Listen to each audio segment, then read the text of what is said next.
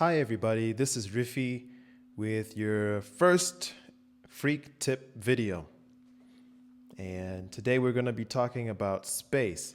Let me just open up this little project here, the freak tip space, and we're using my favorite digital audio workstation, or DAW, as some people would call it, or DAW. DAW. This is Logic Pro 9. We're running it in the 32-bit version. And today we're going to be talking about space and putting instruments and vocals in the right space. Now we're going to just sort of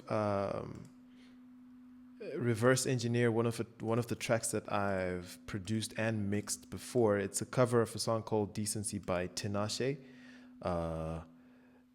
And okay, here we go. So what we're looking at now is the mixer in Logic. Let me just show you the arrange page. There we go. And well, as you can see, I like to color all of my tracks and name them accordingly. Now, there are only two instruments in this, a double bass here and a shaker, and the rest are just vocals. I'm just gonna play you a little bit, and we'll just have a listen.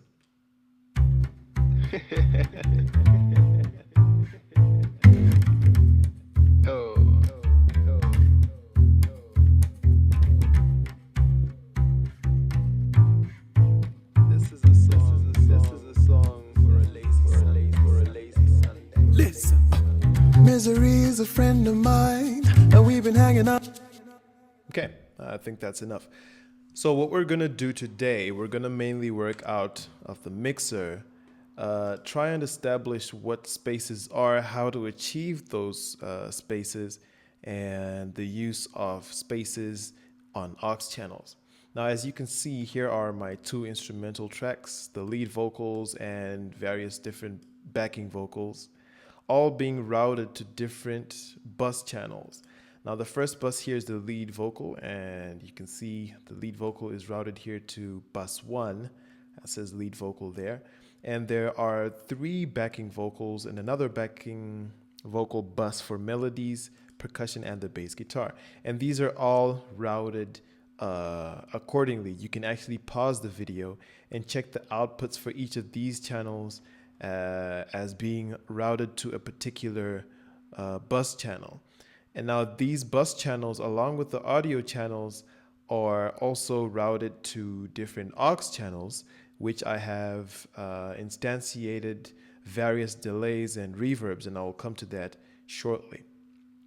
Now, just to take a look at the bass guitar first, so you can see it's routed to bus 7, and bus 7, sorry for that, bus 7 is here. This all goes to bus 60 because, well, bus 60 for me is my pre-master. I put a Fatso Junior here just for tape simulation. Actually, that's the senior for tape simulation, and a Neve 3609 because I like the color of this compressor just before it hits the pre-master, before it goes, actually when I'm done mixing, before it all goes to master, I like to give it that analog tape simulation. But anyway, that's not important. What's important here, as you can see, is a part of the signal is routed to bus 11. And now bus 11 here is an 8th delay from Echo Boy, which I've set to sync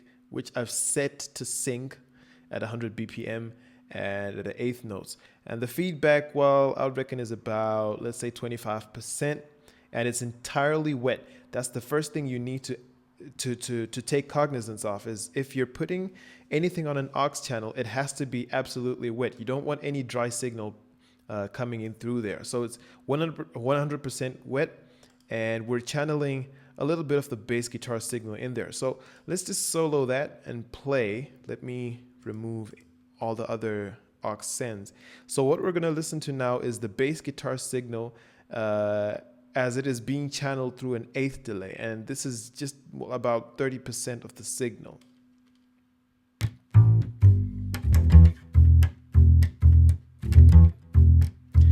And I'm sure you can just hear that delay coming through there. I'm just gonna mute, bypass, and bring it back in so you can hear the difference.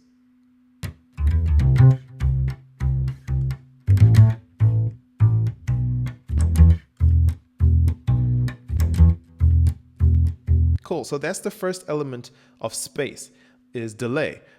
Because think about it, if you are in a room or in a space, when the sound leaves the sound source or your mouth or the instrument, whatever it is, it goes to a surface and bounces back. That's how you get delay.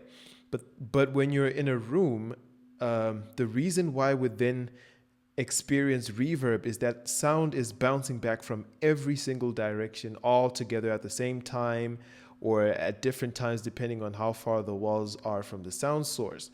So reverb is essentially delay, just that you get millions of delays coming at you from all these different angles. So sometimes you can actually mimic or simulate reverb by just using delay. In fact, if I just play this again, just that little eighth delay gives you a sense of depth or reverb.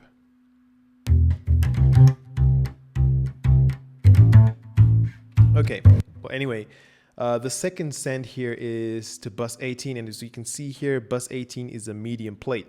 Now I usually have on 3 reverbs. I'll explain this shortly, and 4 delays, but it's sending to a medium plate, and my favorite plate is the EMT 140 by Universal Audio, because it, for me, is the best analog emulation of the actual EMT 140 machine available. And I like to use plate A because it's a bit brighter. Cut it down about 10 dB at 80 Hertz, just so that it's not muddy around those frequencies, and play around with the EQ a little bit, well, to taste. And here it's 100% wet, as you can see. So I'm just gonna dial that in, or play that in, and you can hear the difference.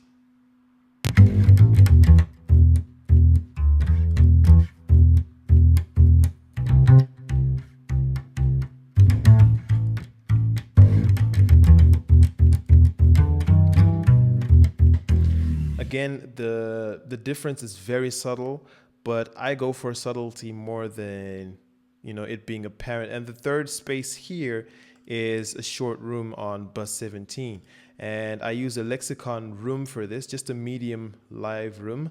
You've got lots of presets here, but I like the medium rooms and the live room too.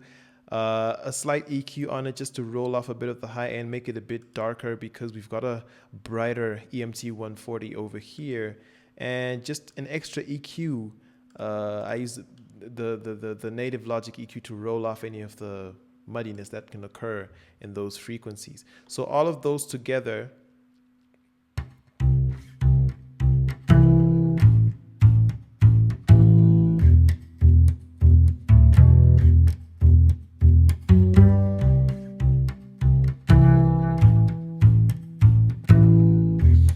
Okay, cool. So I'm sure you can then see how the bass guitar has gone from a dry signal with just the compression and the EQ to a space. I've put it in a space, in a particular space. And I'm just going to play that for you one more time, without the signal first and then with the signal.